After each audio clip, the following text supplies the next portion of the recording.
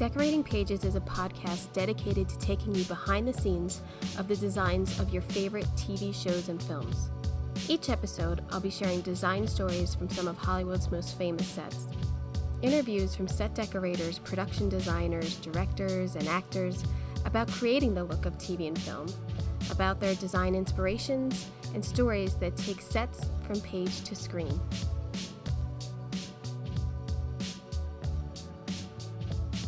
Hello, and welcome to Decorating Pages. I am your host, Kim Wanup.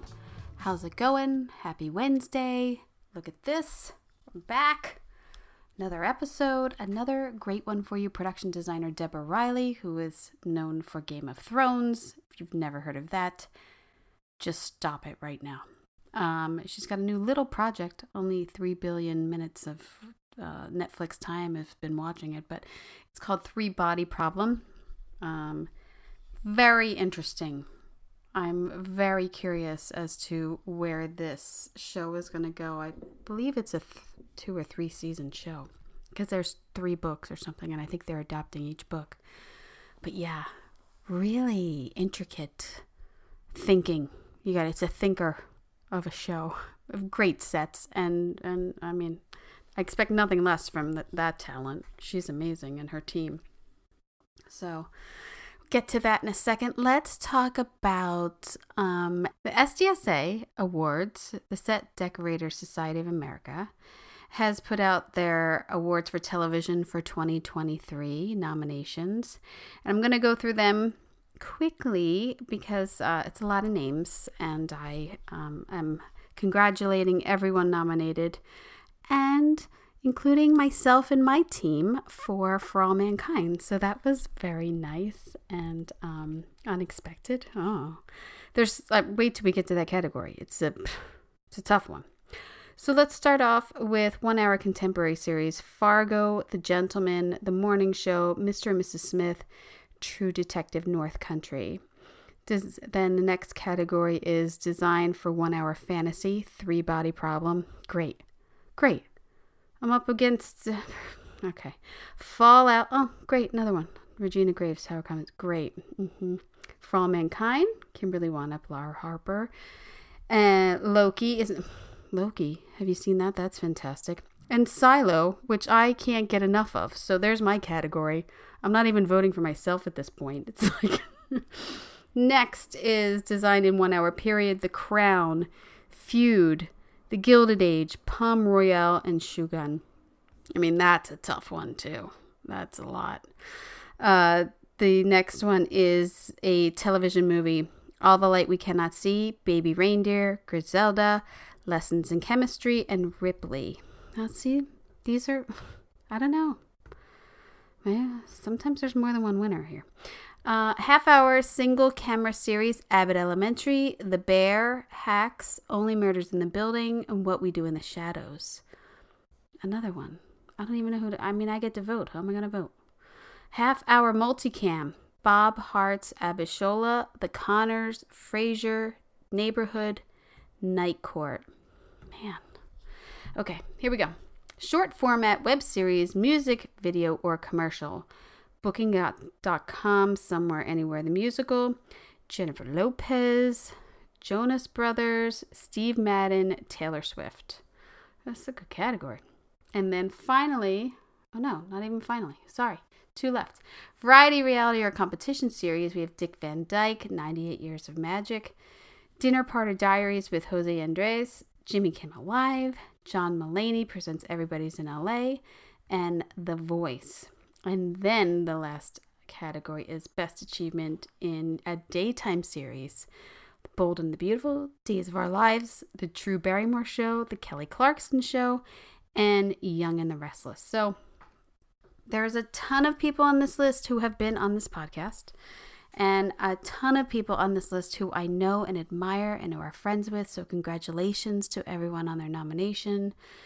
And I am honored to be among them, because that's a good group right there. That list is, that's a good group. So I'm very thankful to be a part of that. So yeah, and the award, I believe that they are in July? hold on, let me see. Yes, final voting begins July 11th, ends on July 19th, and winners are announced August 5th. I'll tell you what's the best part is being nominated for anything, because you're a winner until you lose. So that's how I think. You're kind of a winner. Right now I'm a winner till I lose. That's how I like to think of it. And it's a great ride. Whenever you're nominated for anything, it's kind of a great ride because you never know. You could do it. So yes. So congratulations again to everyone. And thank you for anyone who recognized our hard work on For All Mankind. What a team I have to thank there. Just my buyers, Ashley Rice, Katie Shirey, Howard Warman, my lead man, Patrick Alvin, my gang boss, Dave Michelle. I mean, it goes on and on. I mean, we had so many swing guys, and Jerry Kelter came in to help out even, to buy, and that was awesome. Having another decorator was really awesome. My buyers rocked it, and yeah, just a huge team effort on that. So thank you to everyone who was a part of it. All right. The other thing I wanted to talk about, not like One-Up's watching, but it is the last episode this week, where it was the last episode of Pat Sajak on Wheel of Fortune. And I love Wheel of Fortune. I could not believe that I got to work on Wheel of Fortune.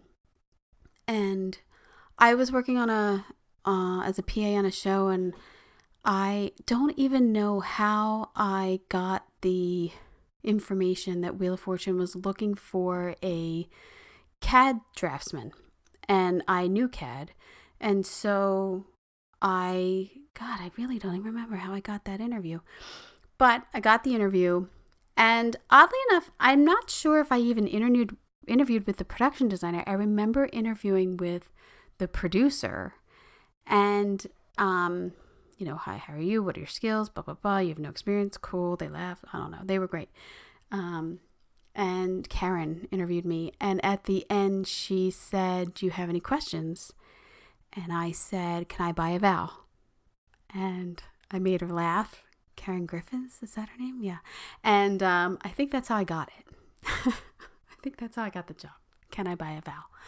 So I worked on Wheel of Fortune for almost 2 years, I believe. I worked there during 9/11, which was super scary, because one of the rumors that were going around that it was that they wanted to bomb or blow up the lots. Like, all the lots had super security if you worked back then, dog sniffers and bomb them, well, all that jazz. So that was a little scary. And we were on remote in Miami, and the designer, Renee House Johnson, had already gone there, and half of the staff had gone to Miami. And it happened, obviously, Tuesday, and they didn't fly out the rest of the people. I think they did the show with like half the crew, and I think they filmed the following week their shows, which I know had to be hard. What I'm trying to get to is, I worked on the show. I loved it. I absolutely loved it. It's a dream. It was a great place to work, I think, if you have a family and you want a life and you still can be creative. And it just, for me, was like, I'm starting here and I wish I had this later down the road and not right now. So I left, kind of.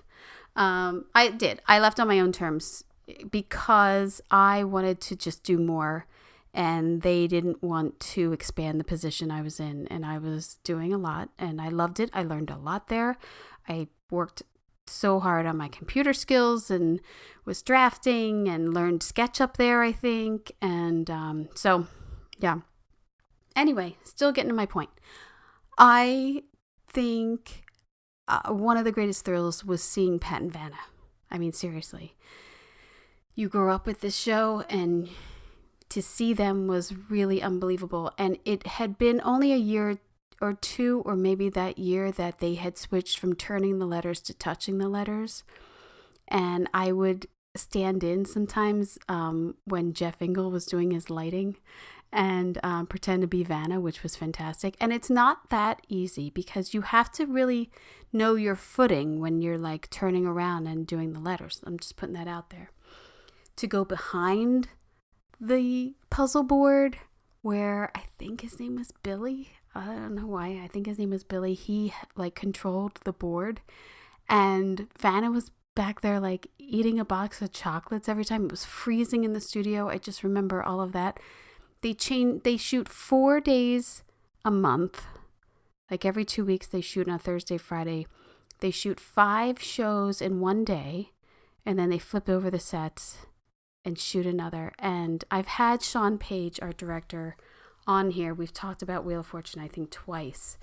So if you're interested in those, you can also hear these stories then. But it was like 4 a.m. Like you have to get up at like 3 a.m, 4 a.m. Everybody comes in and they change over the sets to be shooting by 9 or something. I think they carried through that schedule all this time because I was there, as I said, during like 9/11. So this was like 20 years ago or more. And again, I'm getting to my point. I don't think I ever talked to Pat. I don't think I ever once talked to Pat or made eye contact. He came in, he did his shows, he talked to the stage manager and a couple people, and he left. And he was nice enough to everyone, as far as I know, and I never really heard like a bad story about him. I never heard like great stories either, but that might just be because I was only there a short time. I always heard, fabulous, like great stories about Vanna. I spoke to her a couple times in my little shyness, but I do think that he's an icon in our television atmosphere. I do think that show is a juggernaut and probably will never end. I mean, now you got Ryan Seacrest over there.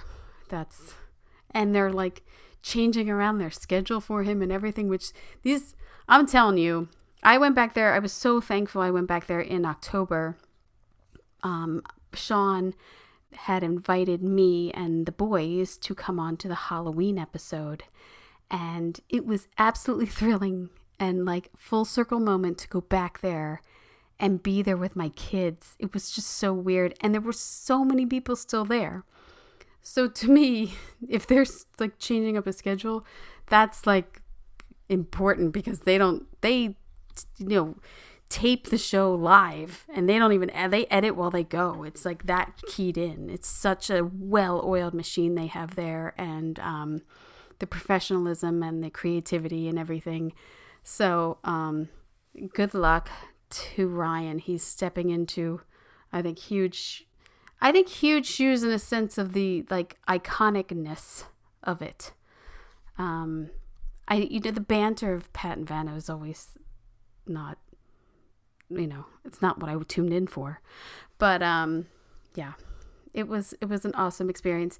Dick Stiles, who was the production designer for a very long time, was still there while I was there, and then Renee Haas Johnson took over after I left. So yeah, it's just I don't know, holds a place in my heart.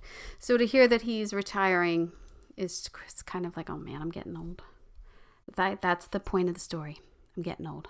So, all right, let's not get any older. Let's get to Deborah Riley. I mean, if Game of Thrones isn't a series that I think so many people love and rewatch,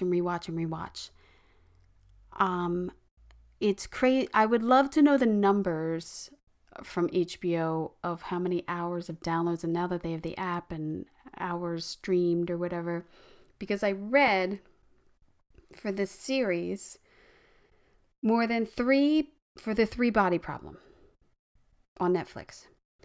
The series has more than 3 billion minutes watched since March. And it spent 7 weeks in Netflix's global top 10. That's a lot of eyes on your work. That's a lot of minutes consumed watching your work. And as I said this to her, I thought to myself, well, this was dumb to bring this up because Game of Thrones probably has like a lot more. That's only 3 months for 3 Body Problem. I mean, Game of Thrones how many seasons? 7 seasons, 6 seasons, 5 seasons, and just years of work. So her work, what I'm getting at, has been seen all over the world millions of times, and all of her sets, I think, are phenomenal. So, in this episode, I sit down with the brilliant production designer Deborah Riley, the creative force behind Netflix's much anticipated series, The Three Body Problem. Known for her breathtaking work on Game of Thrones, Deborah dives into a new realm where historic and scientific realities collide with fantastical elements. From vividly recreating 1960s Mao cultural revelation in China to orchestrating a jaw-dropping scene in which a ship is diced in real time, Riley's work provides a visual feast in this series. We also discuss the sleek VR helmet that she designed, which is the potential key to saving the universe, the plot of the story, and the painstaking research and stunningly intricate designs. Deborah lays out a foundation of believability amidst an epic existential planetary threat. You like that? Oh, I went to my thesaurus for that. So I hope you enjoy, because I was all sorts of flustered and very nervous to speak with her. So I hope you enjoy.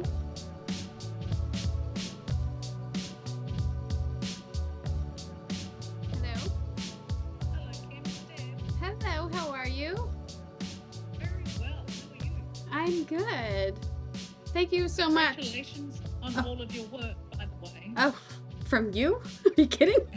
No, well, there were other, like we were all at the Emmys at the same time. Yeah. No, I know. And I met you through our mutual friend, Ed Rubin.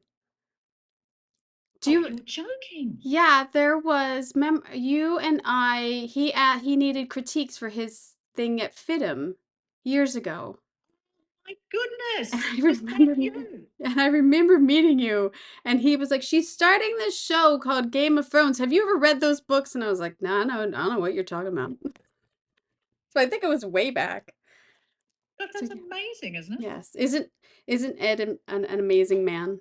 I must say. He's a gorgeous man. Yes, absolutely.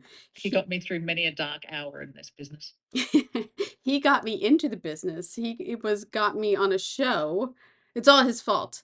He got me on a show that turned union, and so I'm eternally grateful to him always. So yeah, Fantastic. yes, it's great. So yes, I've I met you that one time, and then I feel like I've seen you, and just I'm a fan of your amazing work. So thank you for doing this. Oh God, you're so welcome. And yeah, it's a lovely thing to say. But yes, I mean we were all around at the same time. Yeah. Yeah. How didn't you want to take a break? That's all I kept thinking. After Game of Thrones? Yeah.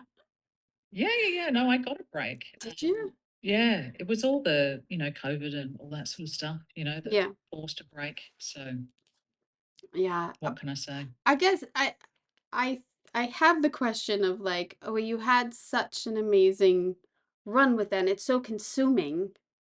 And Yeah. then how did you get involved with something that seems so consuming again?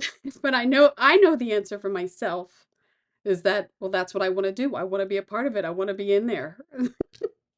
Yeah. And I know because it seems really sort of counterintuitive. Because you sort of think that, oh, having had such a huge experience, do you want to do something completely different? In the words of my agent, he said, while you've got the energy, keep going. Yeah, yeah, that's good advice. That's good Which is advice. pretty good advice. I mean, I kind of long for a film career, I mean, you Me must too. feel the same way. The idea of just having one director Yeah, and 120 pages of script. yeah. Doesn't that sound divine? It sounds like a dream come true. Instead of 600 pages of scripts and five directors and, launching all around the world, it is kind of crazy, but I don't know. I guess I've kind of developed a way of working. I mean, if there's anyone for this project that fits right in it, it might be you because of the experiences that you had in shooting in different countries and shooting at different times. And I mean, they must have said, if we don't get her, forget it. Shut it down.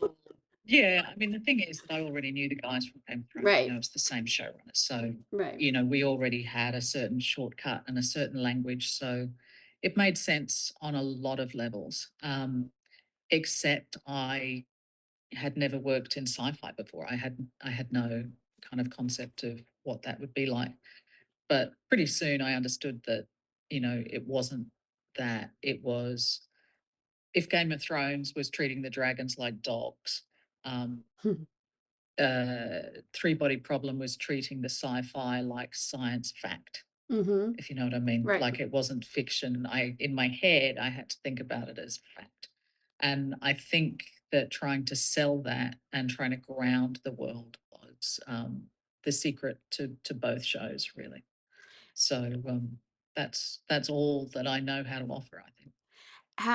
How did it shoot? Because to me, it seemed tremendously almost like I have heard Game of Thrones where you would shoot out a location, which seems brilliant to me instead of going back to it. But Yeah. even in a I small sense, like shoot out John's apartment. Just shoot it out. I don't want to have to dress it 5 times this season. Like, come on. I know, I know, I know, I know. But the trick on Game of Thrones was that we had so many directors and so many cast, and it was possible for the directors to be there all season. Like that was one of the criteria Mm, of a director, is they had to be able to stay with us for the vast majority of the shoot. And there were enough cast to be able to, move around to get them in and out of the same location all the time. And often the locations were so far apart that it only made sense to shoot them out right. and then to move on, shoot them out, move them on. But in order to do that, the show had to, bear the burden of, keeping actors around for a very long time and keeping the directors around for a very long time, which is often, not desired. Three Body Problem didn't have that luxury. We were shooting it more or less in order. In We order. had four directors, and we had Derek Sang, who shot the first two episodes, Andrew Stanton, who shot number three, Minky Spyro shot the next three episodes, and then we had Jeremy Podeswa on the last two. So, and they were pretty much turning up in order. Poor Minky, she had, the lion's share of, really kind of quite difficult concepts to get through. And yeah, she was really quite frustrated for a time, putting up her hands saying, I need some attention. Yeah. And it's like, yeah, yeah, I'm sorry, but I'm still finishing up China and Yeah. Derek and Yeah. Andrews, I needs promise this. I'll get to you, but I Yeah, I can't. promise. And I used to say to her, I promise you'll get the keys to the car, and Yeah. it's going to be amazing. I promise. Yeah.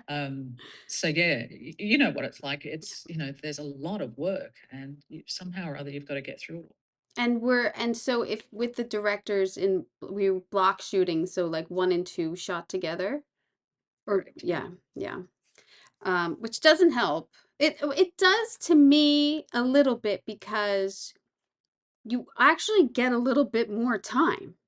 You know what I mean? Like Hmm. that one said, okay, well that doesn't shoot to the end of the schedule. I actually have like 3 weeks or 4 weeks or whatever it is. So Yeah. block shooting to me in 1 hour is helpful, even though it Yeah. seems so big, but it's Yeah. helpful in that sense. Yeah. And I mean, Three Body was also different insofar as, the show starts in the deepest, darkest hours of the Cultural Revolution and China, and we're sort of there for the first two episodes. And we introduce the VR game, and we're kind of in the game for three. And then by the time Minky comes along, we're doing Judgment Day, the tanker Yeah. stuff. And then by the time Jeremy arrives, it's a completely different show again, and Yeah. we're launching into the future. So for me, sort of design wise, it did feel like it was in segments, or pieces of pie. And yeah, perhaps it wasn't as bad as it could have been, but it just felt like I never really got used to being anywhere. Right. Home It base. just kept on, the sands just kept on shifting all the time. It's like, oh, okay, we've done that now. Okay, great. Now where are we? What does Yeah. that mean? What are you guys expecting? Okay, great. But So it was it, hard. in designing all of this, was there a thread of consistent palette or a consistency in design that you wanted to keep through, or did you want them to be different? I think the thing that ties them all together, and the very simple the one idea that needs to be expressed as simply as possible, I guess, is the fact that it's just needs to feel real. You Yeah. have to feel like these scientists are real people. You have to feel like the worlds in which they inhabit are real, even when they're inside the VR game. The whole point of it is that it feels real. We have to think that the science, these nanofibers can cut through diamond, therefore they can cut through a giant tanker. Yeah. That has to feel possible. And then the whole business with Will's brain at the end, you have to, feel invested enough in that character to, feel enormous sadness when, Yeah. it goes off its trajectory. So it's this groundedness that keeps it all together. But the worlds, it was like being part of every art department Olympic event at once. Yeah. Like it was period 1 minute, and then it Yeah. was sort of, modern day, and then it was sort of futuristic with this sort of VR. That's the headset that I'm miming there with my Yes. hands. I have Yeah, with the VR game in between. I know I have some photos to go over, and that's one of them, to just like the concept of that and everything. But I had thought about that, of like, man, you really get to touch on like everything here. It's such a wonderful project in the like Yeah. history sense and the fantasy sense and the in between and contemporary, and you really get to touch upon all of it. It's such a fantastic, as a designer and decorator, you're like, well, I'm not gonna get sick of this. It's done. Like after 2 episodes, I'm Exactly. done. Exactly, and I should mention the lovely Andrew McCarthy, who was the set decorator, and he's a delight and an incredibly talented man who managed to, steer the set decoration ship as well.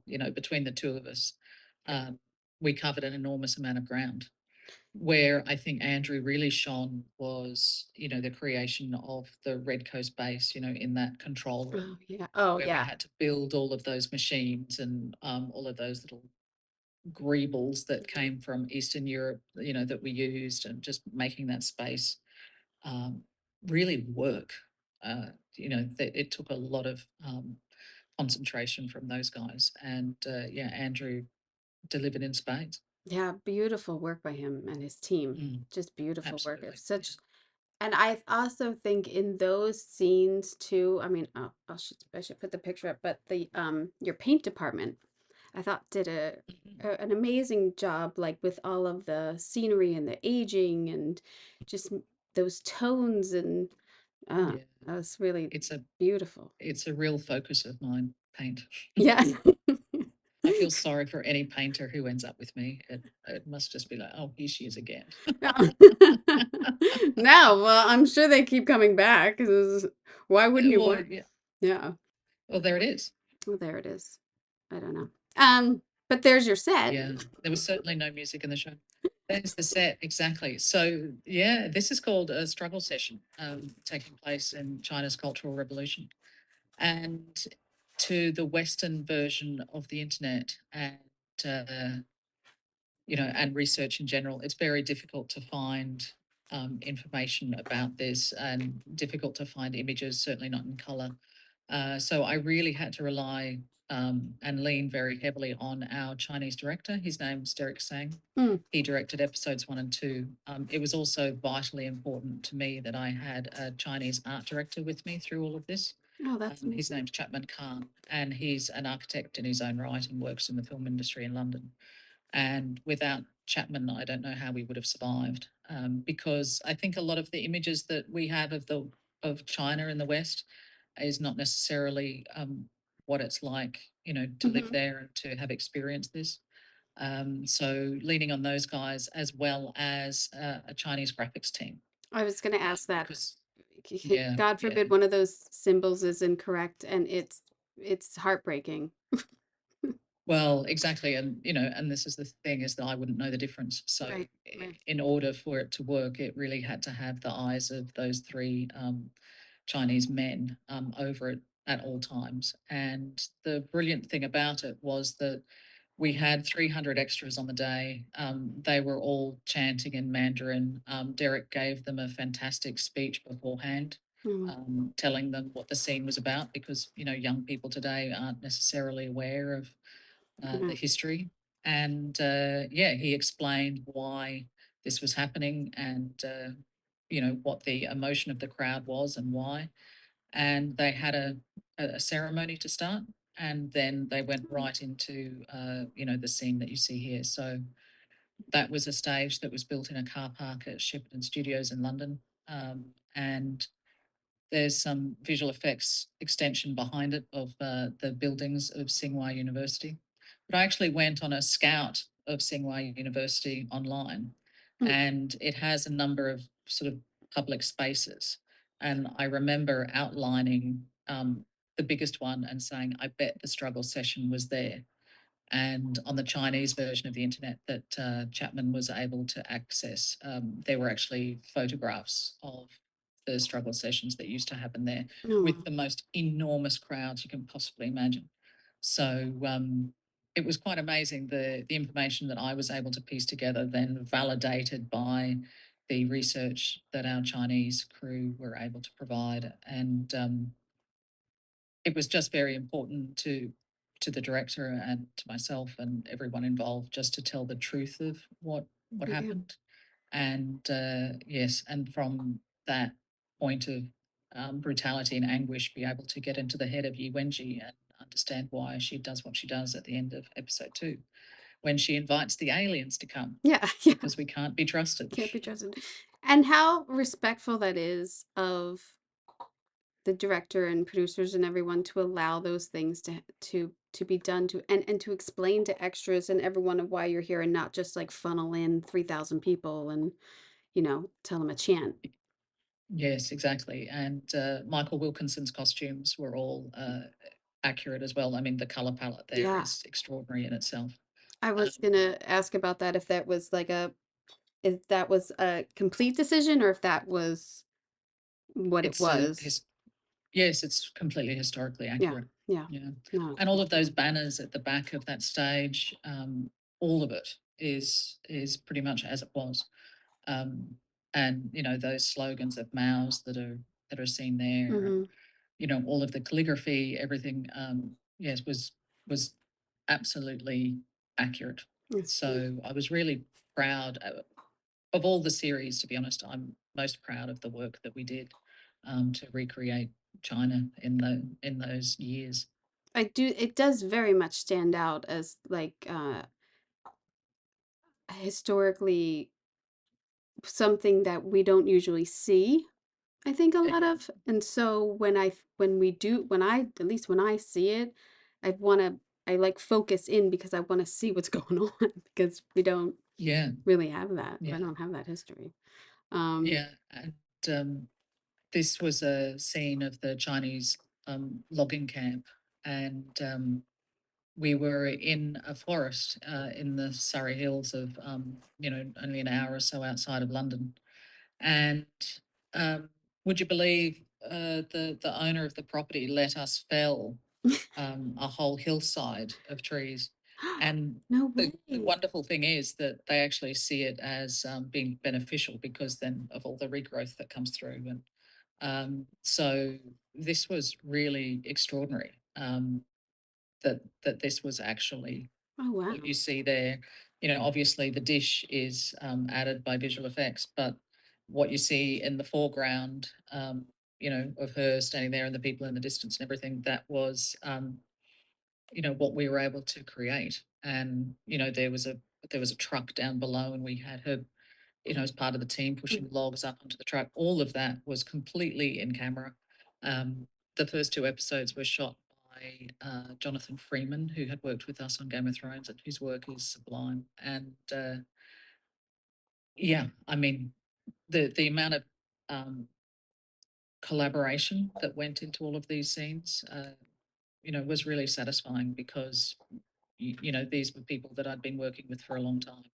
And yeah, to be able to flex our muscles in a different way Right. was thrilling.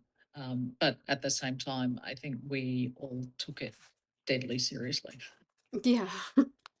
Well, that's what I say sometimes, like, I can't work on dramas too long. I got to get back on a comedy every once in a while Ye because it's too. Yeah, yeah, yeah. It's No, I completely understand, that's the and, thing. yeah, I get it. I totally get it. After Game of Thrones in season 8, when we had all of that, Yeah, death and destruction, it was like, I can't, no.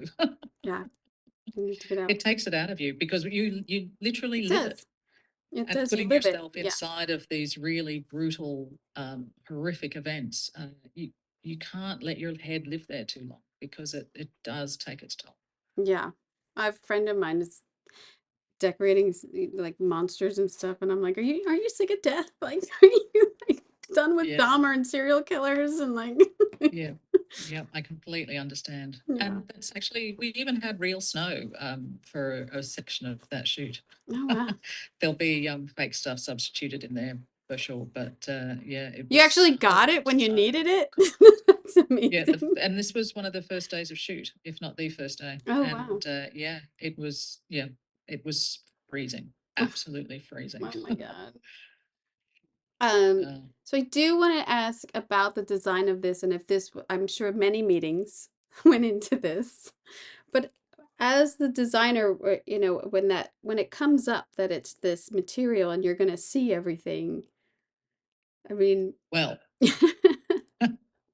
um, believe it or not, though, the headset actually came together pretty quickly. oh, Being the good designer that I am, I went and did all my research and all that stuff that people like us rely on.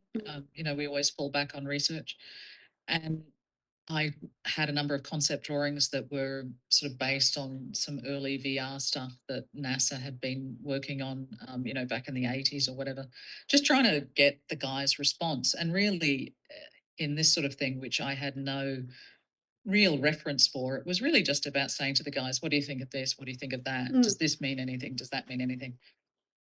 And honestly, none of it meant anything. They didn't like any of it.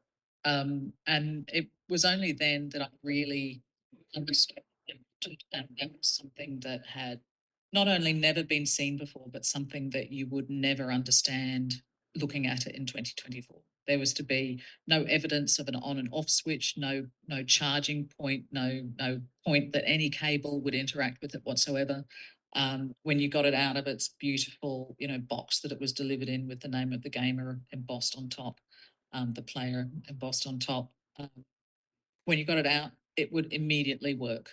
There was right. no need for it to be charged, no need for anything, and that was it. For book readers, it was important that it be this chrome mirrored headset. Mm, Um, but exactly as you pointed out, it obviously reflected the whole world. It yeah. reflected the crew, the lights, everything that obviously we weren't meant to see. So um, it was a complete pain for visual effects. There's no doubt about it. They obviously had to go and replace uh, all of those reflections. And then in Wade's office in Black Palace, when I put the mirrored headset onto that black mirrored surface, Mm-hmm. so they had to take care of the reflections in the reflections. That's when I really pushed my luck. I think it looked magnificent. I mean, Oh, it looks brilliant, yeah. but it certainly caused a lot of work for those guys. I think it's funny because I've recently worked in sci-fi, or even now, things come up the discussions that go on in designing things of, well, where does it plug in, or how do we do this? And it, there's so many questions that Mm, decorators and designers have of like logistics and reality or fantasy, or is it this and that? And there's always this thing as a viewer. I'm watching this. I'm a decorator. I never once thought, where does it plug in? I never once went really into detail about it. Do you know what I mean? As a viewer, we accept things because we're watching this environment, we're into this story, and we accept yeah. it.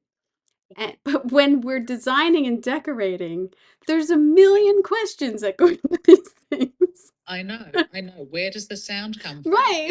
Where where's that? And exactly as you say. I mean, unless you're actually there in the room, you would probably never answer many of the questions.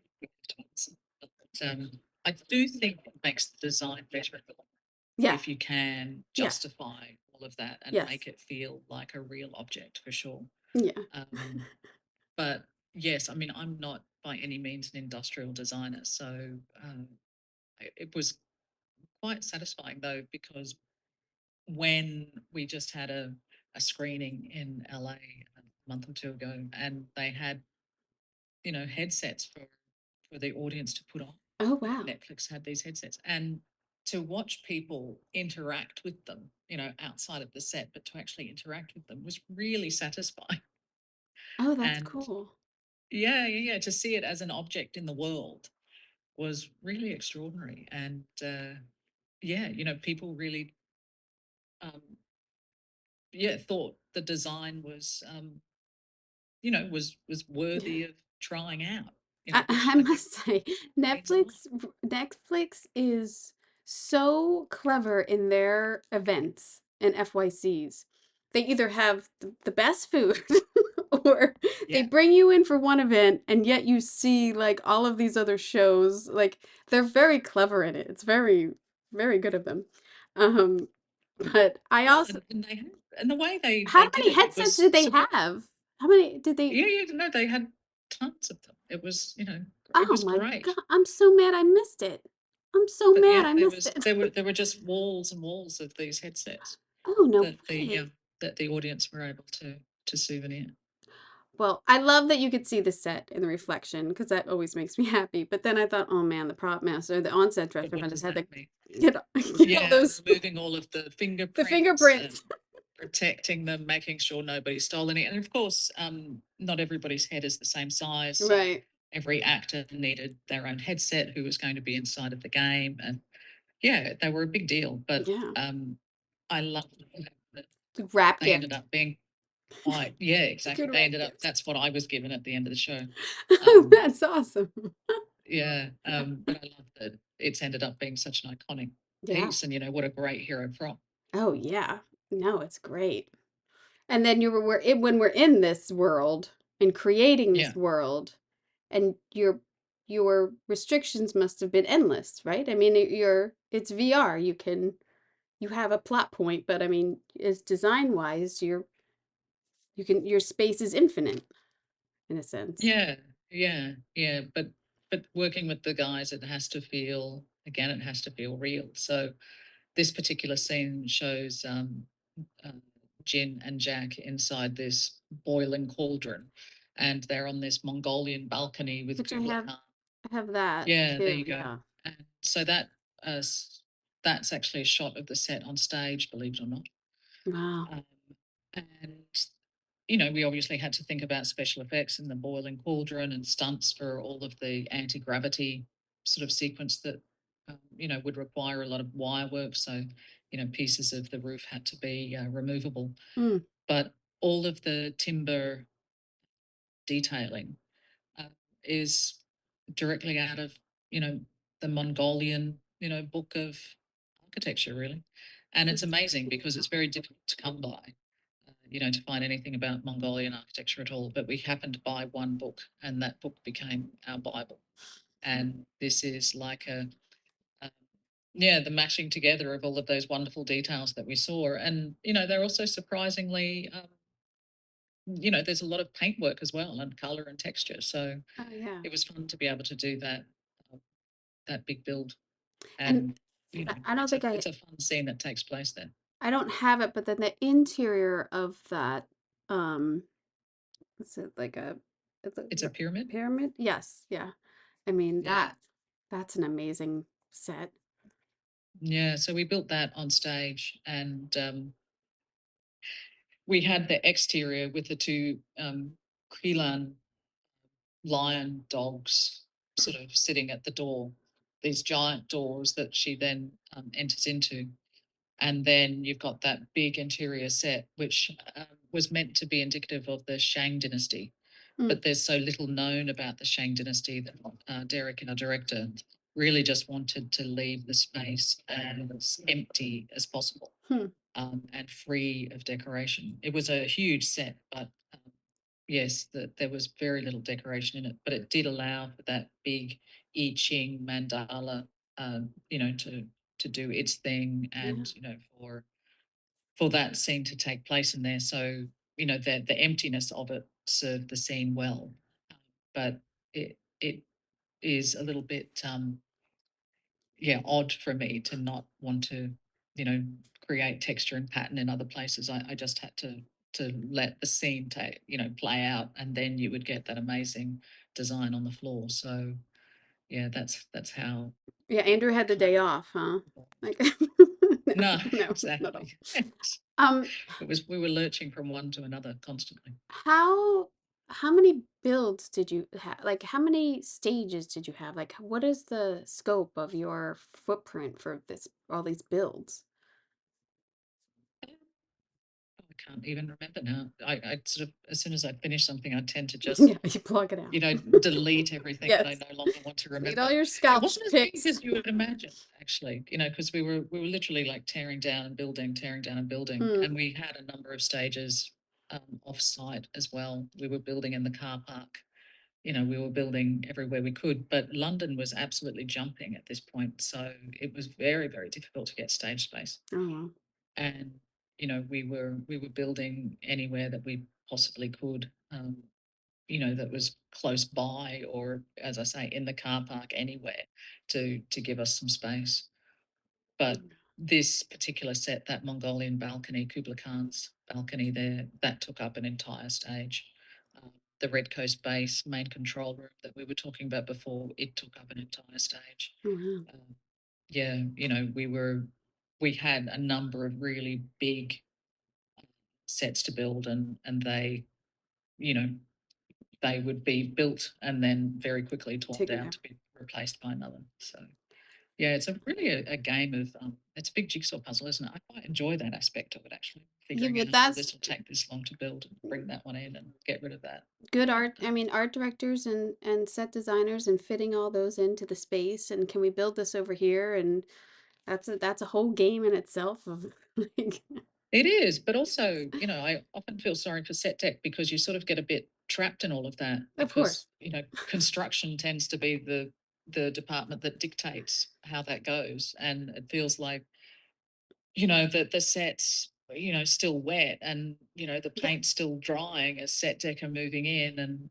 there's a lot that's involved in order to get these things done. And then when people like stunts want to come in, or, Yeah. special effects or whatever, everybody's crowding over the same space. So it takes a lot of planning, these big sets. Especially as you're saying, like stunts and you got to make the set safe and make sure everything's in there. So when they're practicing and when they're rehearsing, you can't just say like, "Oh, by the way, there's a huge, dining table in the middle of the room that I didn't put in." Like, you have to have everything Mm, there and they need time to practice. That is logistically a thing too that we deal with. I rarely ever say that, but like, and the more and more shows have stunt coordinators and big fight scenes and everything. Like, it's a lot. yeah. It's a lot. And they need to rehearse in a Yeah, real space. and they should. They can do a certain amount off stage, but Yeah, at a particular point in time, they need to come in and rehearse with the real thing. yeah. So we have to be ready. I'm ready. It'll be ready. I mean, as much as I can try and fight them off, I'll always lose. So might Yeah. as well just be ready. Except when they're like, "Well, we want to come in on Monday." I'm like, "I didn't even get the set yet." So cool. Like, I Yeah, don't know. yeah, yeah, yeah. I Ah, love there this we go. room. I love the wall. I love that. Yeah. The So it was weird, actually, the design of Wade's office, because we were shooting on location in the pathologist's uh, building in central London. And there's a scene early on where Darshi's in his office, and there's um, some other spy type people out in a bullpen. We never really see them very carefully. The scene was meant to be much bigger. mm, And for that, we actually shot on location. yeah. But then Wade's office needed to be built uh, on stage. But I was able to use all of the architectural language that had been set up on location. So I felt very fortunate, because that beautiful coffered ceiling Mhm. that's there, that was as it was on location. And so it gave a lot of, it just created a lot of weight in that room, which I'm not sure, had I have presented it as a design piece myself, whether I would have been given permission to spend that much money on it. if you know what I mean. But Yeah. because I was copying the Right. existing location, it got through the system. Um, and the idea of Black Palace was that it was meant to be a windowless building, and so that's why I sort of developed those fins, and we used them on location as well to block out the real windows Mm, that were on location. And so then we just built them as part of our set, as it was here. that's Um, beautiful. the desk was built by us as well. And Oh, wow. the wonderful thing about Liam Cunningham is, as an actor, is he knows exactly how to use the spaces that you give him. And I think he loved that room. And Mm. even, later in the season and other places, he comes up to me and he'd always say, now Deborah, where's your favorite part of the set? I just need to make sure we get to see it. Oh, Do you need, God. do you What a need, do you gem. need me to? I know, what a gem. And he says, do you need me to walk over there? If I walk over there, the camera will follow me.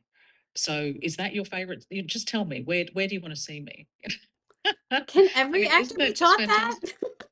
Yeah, I mean, he's so considerate of what the art department's doing and what we're trying to do. Like he can see that the space has some sort of psychological impact on his character, and he wants to be able to portray that as clearly as possible. And the power play that's in that room is really fascinating. Oh, yeah. Um, so Both yeah, of when those you see actors are, great actors like yeah, those guys, they're fantastic. The both I of them know. are so fantastic. I would watch them in anything. They're both great. Yeah, and yeah, the whole show could be about those two. Yeah. I'd watch them. Yeah. Yeah, they're great, and the beautiful timber paneling on the side. Yeah. It The it fluting. looked it was a really great space, which was then later converted into the boardroom Hmm. that they're in when you see all the UR bugs come up across the Oh, yeah. screens. And yeah, The so bugs. that particular build had to do a bit of double duty. Mm. But It's, yeah, I really enjoyed, working with his office and seeing him inside it. It was really joyful. is that a skull on the pedestal over there? I don't know if we get to see that. Yeah, it's like a Russian, not a Russian, I beg your pardon, a Roman helmet. Mm. Oh, Um, oh, like so a it's a patine. piece of sort of, because he's into antiquities, Mm. so that was there. But I, for a moment there, I was trying to sell the guys on, Jeff Koons' rabbit, Oh, that yeah. metallic rabbit, like Mm. the balloon animal Yeah. rabbit. Yeah. And yes, I've never seen Dan Weiss, our showrunner, more offended. Oh, It's like, no, it's not that.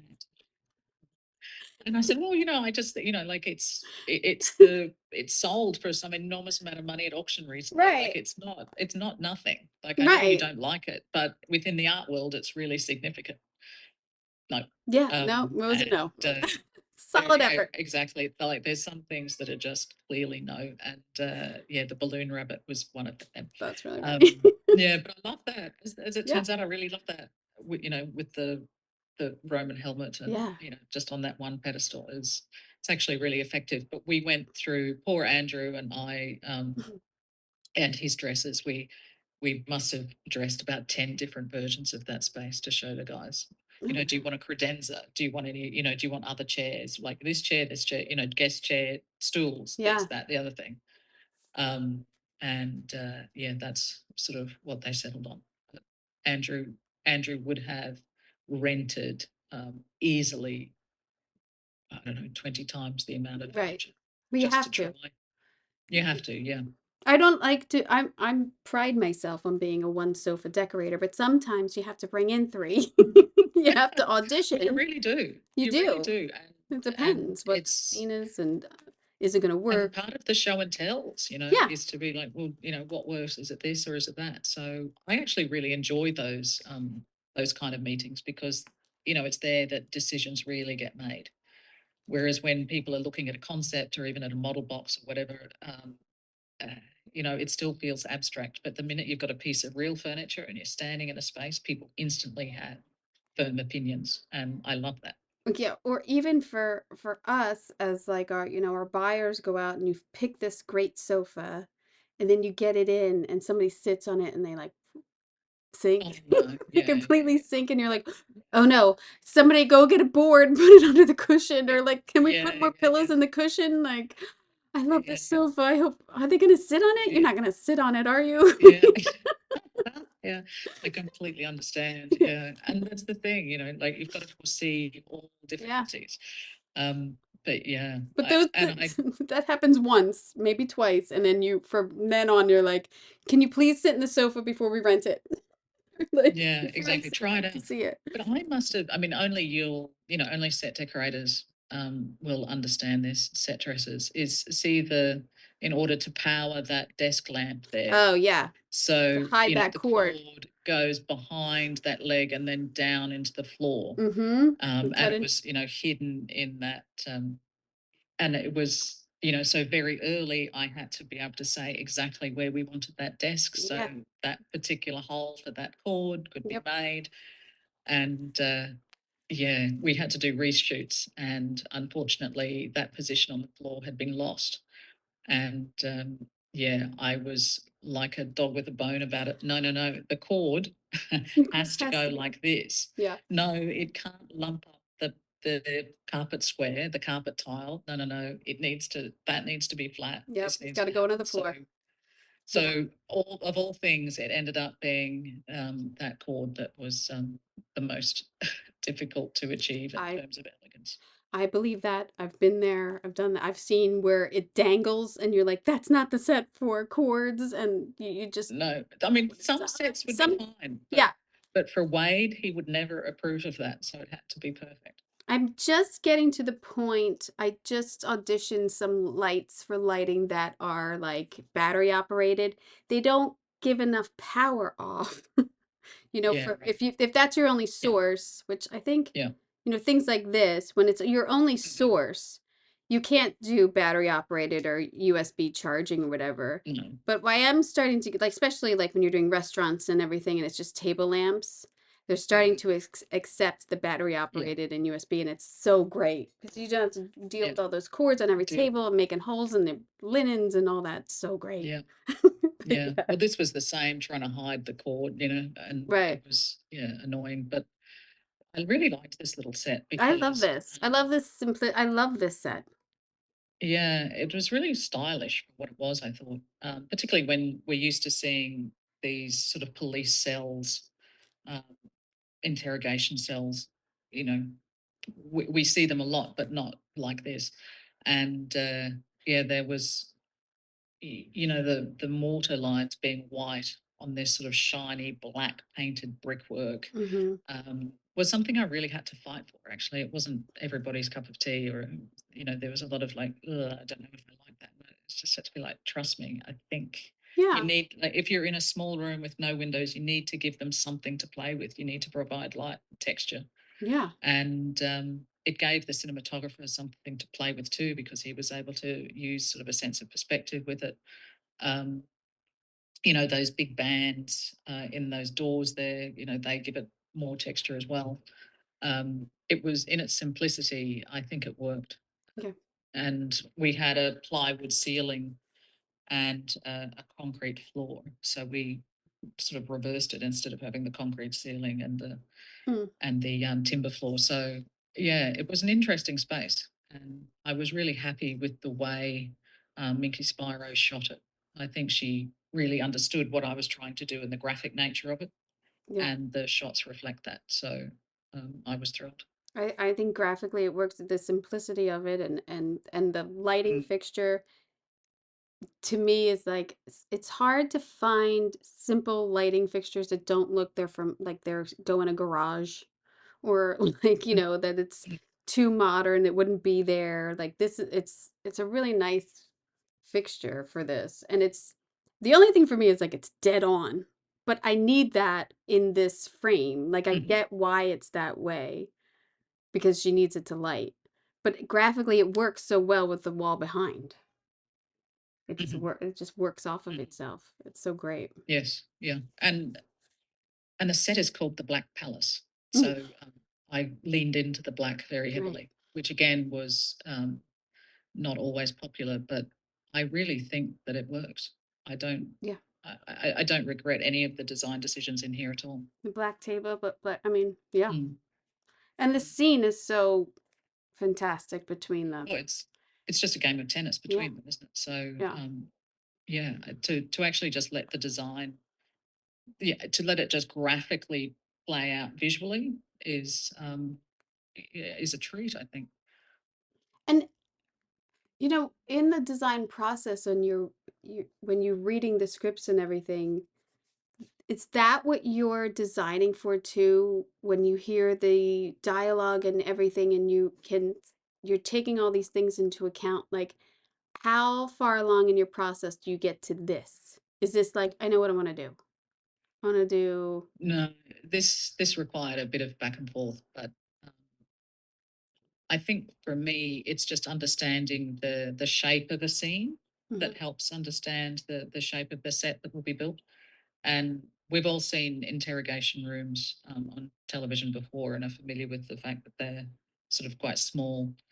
Um, Minky, our director, was really wanting some double-sided glass, something that she could use to help her to give her another surface to play off.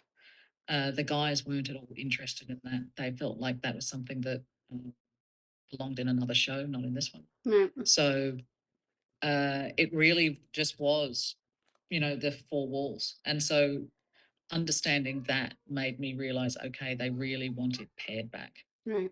And yeah, by trying again and again, it was stripped back to this. Oh, I love it. And I love it, and I love the way it works. It plays against Wade's office, and later on, or actually, it ended up being earlier. We shot it much later. Mm. You see Darshi's war room where he's got all of the images and of all of the dead scientists and how they all Yeah. link together. So just Yeah, that trying to board. develop what Black Palace looks like in all of the different rooms, I ended up really enjoying it. It Yeah. was, trying to see that building and how architecturally it all sort of works together was great fun. Yeah, I love it. I love this little world, this little like detective world, and no one. Mm, And I like how it's like, well, who are you? Are you KGB? Are you exactly. like, what are you? Yeah, Why are who you are these here? people? What? Yeah, who do you work for? It- Yeah, and then this is a similar kind of thing, isn't it? Where it's like, who is this woman? yeah, who is this And woman? it's And like the head of this cult. Um, the three body logo was something that we designed without even realizing it. One of our concept artists had put it in a concept that he was doing for our uh, rehydration pools. mm, In the VR game when they throw those sort of yoga mat like skins into the water and oh there's the yeah, rehydration. so Um, weird. we were trying all of these sort of how to break up the pools in the wider VR world. And like, was it just one with big pool, or were there sort of smaller pools that went with these dehydrators? The buildings that contained all the skins. Like, how would this be done? And just trying to understand the scale of what we were doing. And he had this design in the center of one of the pools. And yeah, and our showrunners just went, "That's it. That's the three body logo." Oh my god. And so then it was a matter of using it everywhere we could. As a matter of fact, the plan of the Mongolian balcony that I was talking about earlier Mm-hmm. is pretty much the three body logo. And I was using it everywhere I possibly could. And so it was a great way to establish a stage for Yi Wenji when she's, talking to all of the people that she's got there, Yeah. listening to her plans. Um, yeah, so working again with Minky, we were in a barn, you know, out in the hills somewhere in the country, and we had all of the screens that had the projections on them, Yeah. and Right. yeah, coming up with a design that was going to be animated across those screens. That was a very arduous process as well, just to figure out what the guys wanted and what kind of energy the guys wanted in the space. It was like, is it wafting wheat in a field? Like, is it is Right. it is it pictures of humanity? Like, what's she trying to sell? And then it ended up being this kind of quite three body kind of. It almost could have been the title sequence in a way, Mm-hmm. that's rolling across those screens. And we did a lot of tests as to what it was like when people were in front and behind the screens, what it would be like if a gunshot were to have hit one of those screens, what would happen. Um, there was a lot of R&D in this sequence and how that was going to work. So Oh, wow. um, yeah, it was a hard-earned sequence, this one. You It's know how some things come together quite easily yeah, yeah. and then others don't? This was a And then you're like, more "We're shooting challenging in a one. barn. I got a stage and some shit. We'll be fine." And then you're like, "What?" Yeah, we'll be fine. We'll put up some screens. It's going to be great. Yeah.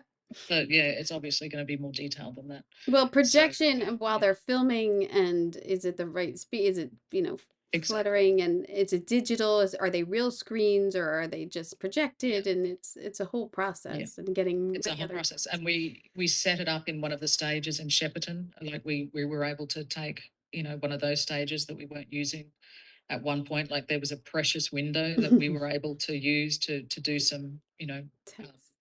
experiments in there, and yeah, it took a bit, Mm. and obviously the people that we were working with on the screens, they weren't film people, they were event Right, people, so right. it's the same but different.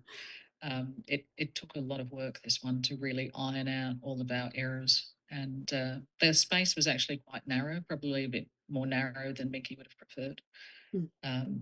Yeah, so we had all sorts of things issues to work with, but yeah, in the end, and the way the photography worked in there, I think it was quite effective Oh, and yeah. gave a very strong sense of the space. It's also another great scene of like, what is, because I feel like too, when you're watching this, you're constantly trying to piece things together. And Yeah, so this is, exactly. it's like, oh, something's happening here. I know, and even when we were making it, we were just trying to piece together what we were making. Like, Yeah. what are we doing Yeah. now? Okay, right. I feel like I was really like there pretty much till episode 3. And then it was like, oh, I must have left it running while I did the laundry or something. I came back and I'm like, I don't know what's going on. Now I gotta rewind. Yeah, yeah, yeah. You've really got to pay attention. Yeah, you gotta pay attention. And then Yeah, and then like and then this I happens. could not find a digital I could not find a picture that captured what went on here. So this is the only Uh-huh. one I could feel like, like dividing or just slicing a ship while it's Yes, moving is, yes, the concept of it is like, all I could think of is one of those like egg slicers that like yeah, coming yeah. to And we spoke about one of those egg slices. yeah.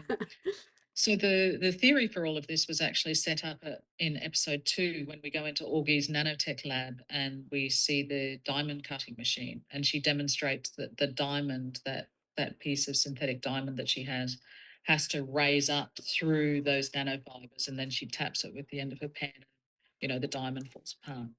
So in that, our consultant particle physicist was explaining to us that it's very important that the fibers stay static and the thing Mm. that's being sliced has to move through them. So then that sets us up for the Judgment Day sequence.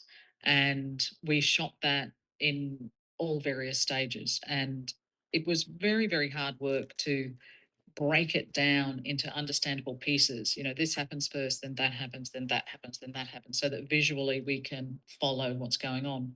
So we started out in Dorney Court in the Olympic rowing facility, and we were shooting on the Oh. side of the lake there. And it's there that you see Wade and the engineers kind of setting up, where the events to take place. You see the divers come out of the water, Mhm. and they're sort of working on the side. Um, we shot in a trailer, like this high tech kind of trailer with all the screens that would be watching, and you see Augie in there with Wade and Raj, who are, orchestrating this sequence and watching it as it goes. We also built the half of the deck of the tanker in the car park, and we landed the helicopter on the deck for Oh, real okay. when UNG visits it earlier. And we had the children playing. We had all of that sequence of Mike Evans walking along and everything. Like that was all done Oh, wow. out in our car park. Obviously, visual effects extended that deck into the full tanker size. Then we went indoors and we built 2 corridors. We had what we called the executive corridor, which is where Mike Evans' office and Felix's office were. Um, and we also had the public corridor, and it's there that you sort of see that little school with the backpacks, and then you Right. go into the sort of cafeteria. You see all of that slicing. And then there's the stairs where Mike Evans sort of jumps and falls. Mm-hmm. And, Into like you know, that boiler room type. yeah, Yeah, that yeah. boiler room. So that was all a build. Wow. And then there was a fantastic big build of all of the debris when you see Raj kind of, walking through it, and when they eventually find that hard drive. So it was just all about, making us understand all of the stages and what would be sliced when and what direction Mike Evans was running in. Right. Like what direction, like Right. when people were panicking, and we actually paced it out so we knew exactly what speed the tanker was traveling at and what would be cut first. Mm. And we bored the socks off everybody. Minky and I must have had thousands and thousands of meetings with special effects and visual effects. So first of all, backpacks, then you see fire extinguisher, then you see light, then you see pipe, then you see this, then you see that. And we had these LED lights going down the corridors illustrating where the slicing was at that point, and pointing at and then it's clocks, and then it's poster, and then it's Right. this, then it's that. um, so we understood exactly what was going when and where, and special effects worked out exactly what pace it was. And it was a really intellectually quite difficult sequence to Yes. I wrap think our heads around. Yeah. because it's not all digital. Like the practicality No, of building all this and then coming in and making those slices and things like that. But and then all of the resetting steps, them yes, it's not just done for them once. to shoot it again. Yes. Exactly. But the All the logistics, magnets holding everything together. well, so that's what like all the frames that came down and Yeah. like Yeah. Yeah. and So visual effects had to remove the cut line on the right. frames, had to Right. remove the cut line on the backpacks and all that stuff. But yeah, it all fell in real life. Oh my God, that's great. Isn't our job crazy? It's crazy, but special effects, I mean, the works that those guys did was incredible. And, going and testing everything again, like Andrew's team had to go and buy, endless amounts of backpacks for him to try. Right. You know, like there were some that were too heavy, wouldn't work. Okay, right, we need a smaller one. Like, okay, so this belongs to the little kids, Right. and just figuring it out that way. I mean, It was, the scene uh, is you can't even describe it's it a to bit, people. Like I've tried, yeah, it's a I've bit tried. It was bonkers, like isn't it? Yeah, you don't even you just have to watch it. Like the scene is unbelievable and what they yeah, accomplished and just in your mind of like something coming towards you like that and yeah, yeah, no. yeah. And just also, when they slice all the people, I it's know. just, it's right. I know. Yeah, it's gruesome. It's But sad because it's small yeah, kids. very much so. And when you see that, can't tell you how many times we talked about the guy hosing the deck Oh yeah, on he was just Judgment like one Day. leg and then or something. Yeah. Well, and It's Minky, it was her idea. That the the hose that he's using is cut first, so then the water supply is gone. So then he turns around to try and figure out what's going on, and that's when all he's right, sliced. So right. it takes a certain brain to want to think of how that works step by step by step. And she had that. It's funny how our brains work, because I just think of how it is visually, whereas she's trying to think of it in terms of cuts, Yeah, and story. and literal slices. Yeah. Oh God. Yeah. I mean, I couldn't really wait to ask you about this because I can just assume how much work went into this sequence. Just a tremendous amount. Yeah, Yeah. and this is, of course, the sequence I was referring to earlier when I said, Minky was putting up her hand saying, Get I'm going to need it. some help with Yeah. this. And, and I was like, just get in line. Yeah. We got a Mongolian balcony we're building, like, I gotta be in and the right state of mind to talk about Judgment Day. I yeah, can't just yeah, like I just can't whip yeah. over to the ship talk. No, exactly. And also the degree of resolution that it took, yeah, meant that it really occupied a lot of brain space and a lot of time. Yeah. And, exactly as you said, you need a bit of blank space in there to fill it with the new thing. And, Judgment Day, it took up a lot of bandwidth. Yeah. Well, it shows. It's a great scene. And of every department, I mean, it's just a great visual scene. It's fantastic. Do I have one left? Oh no, I don't. That's it. I was Yeah. ending on Well, that one. Minky helmed that ship.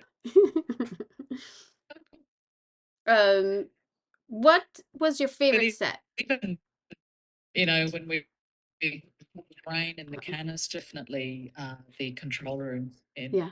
Red Coast Base. Mm. I loved that one. We did a bit of work on the exterior. We shot that out in Spain. You know, we went up into this mountain range and shot up there, and you know, we built the base of that big satellite dish. Yeah. Obviously, visual effects put on the dish itself, but yeah, the way all of China came together, that for me was the most personally satisfying because I felt like that was the most in-camera work that we achieved. I love it when you can stand there on the day and you know Yeah. you can get it all. You know, Yeah. that's always really satisfying. Um, are you, I know there's three books. Did you read the books? I Or did, just I the did. script? Because some people are like, I don't want to read the books because I'm doing the script. So I don't want to, Yeah, I didn't read all the books. I read yeah, the first book, and now I've read the second book, and I'll read the third book. book. Yeah. But it's very intimidating, and for me, it was more about trying not to be too overwhelmed by it. Yeah. Like at That's a what I would certain think. point, I kind of had to, you know, kind of put it down for a bit and, you know, pick it up again. And because the reason why people say is it's unfilmable is for a reason. You know, it's really tough stuff to get through and it's very science heavy. And yeah, it had concepts that I'd never even entered my head before. So yeah, it was. Yeah, it made me quite frightened actually of just how I was going to approach it and what it would look like. And then, you know, by the time I received the outlines and the scripts, then I had a slightly better understanding of what we were going to do. And then it was really only once we embarked on it, you know, Yeah. once I started seeing the trailers come out that I thought, oh, okay, Oh, that's what we're yeah. doing. Okay. Okay. Well, it's, I read this one, I don't know how many weeks, I should have looked up the date of this research, but it says 3 billion minutes have been watched of this series on Netflix, and it's had spent 7 weeks on Netflix global top 10. I mean, that's a lot of There you go. it's a lot of eyes. It's a lot of minutes. 3 billion minutes watched. I That's mean, amazing, isn't it? everyone's Yeah. watching it. That seems weird, doesn't I Yeah. mean, and all respect to Netflix too. You know, they really, you know, their marketing team were incredible. Yeah, yeah. Um, yeah, I think that uh, following seasons will be even more exciting because it really, you know, that's when it really launches into the future into some really kind of quite amazing set builds and concepts and you know all that sort of stuff. Equally as intimidating, Yeah. if not more so. But yeah, like this is just the warm up, I think, season one of just establishing that these aliens are out there and they know about us. Right. And then, you know, we get to the point where we're, you know, meeting them. So it'd be amazing. Did you have how much prep time did you have? Uh, it would have been about 20 weeks, something like that, I would think. Yeah. And probably a few more weeks of concepting time. Yeah. I remember on Game of Thrones, I used to have 15 weeks, that was standard. And I remember getting more than that. So I imagine it was around the 20-week mark. Wow. It's a lot. It's a lot of prep going in, and then even that first day, it's like, are we ready? Are we But I ready? also believe in the fact that you just have to start shooting. Yes, no, You know, I you just have to start, you know. because it's kind of like I've talked about this so much. Didn't we already shoot this? Didn't we shoot Yeah, and it? you've just got to get going. Like you need to be able to cross things off the list. Yeah, And you need to be able to feel that forward momentum and the momentum of the shoot, you know, actually propelling you along. So yeah. um, there reaches a point where I just want to get going, you And know. you're shooting in New Zealand? Or are you shooting in Australia? Where are you shooting at? All over, or just like where's yours? Oh, Oh, for London. You said. season one, yeah, Yeah. we shot in London and we Okay. shot a tiny bit in Spain for that exterior Red Coast base. Mm. Um, yeah, Mhm. everything else, believe it or not, was London. China was London, so it was really incredible. Wow. Good job. I thought you went to China. I thought you went all over the world. It See? was COVID. We, you know, we couldn't Yeah, have done that's anything we true. wanted to. Yeah. Yeah, so there you go. Well, Kim, It's thank you very much. yeah, well, thank you. And it was so great to see you, and I hope to see you at the Emmys. I hope this is recognized because I know a tremendous amount of work went into this, and it's a fabulous series. It's really interesting. It's such a Oh, thank you. turn from dragons. Good job. Thank you. Thank you. And yeah, you know, and honestly, Isn't it fantastic that this podcast talks about people who do what we do? Oh, And thank well you. done. Oh, thank you. I love it. I love, just contacting with everyone and people in our industry, just acknowledging the hard work that goes into it because I know how hard it is. And Exactly. So yeah. you're the perfect person. So thank you. And we all love doing it. I think that's all the thread of it. No matter how much hard it is, we all Yeah. sort of keep coming back to it. So it's great. Yeah. Because we're crazy people. Yeah. But we love it. Crazy, crazy. But yes, I hope to see you. Congratulations on the series. It's It'd be wonderful to see you. Yes. All right. Thank you so much. And thanks for the Thanks so much. time. Thanks. Take care. As soon as the question of kind of why did you take this project kind of came out of my mouth, I was like, this is so dumb. But because it's the same reason I keep taking on big projects. You want to challenge yourself. And if the opportunity presents it to you to do that, if you're the type of person that I am, and I believe she is, and many, many people in this industry are, you take it. It is almost FOMO. It's fear of missing out on a great project. And that's always a really hard thing when you get offered something and you might not think it's like spectacular, but I'm going to take it. And then you think, oh my God, what if something else comes up? What if something better comes up? What if something with more money comes up? What if I get to go on location? There's so many what ifs. That's the hard part about this business too, is taking jobs. But her jobs seem to work out. I mean, this series of the imagination and the scientific, and I mean, what a great project. I can't wait to see what they do next. I just think it's fantastic. So thank you to Deborah for getting to speak with her. It was fantastic. And I did put this to a YouTube video. You can see all that we talk about on the Decorating Pages YouTube channel. There is a link in the email. If you're not on the email list, subscribe at decoratingpages.com. Get on the email list. Why not? I don't send out that many. I only send an email out when I have an episode. I don't have time to do anything else.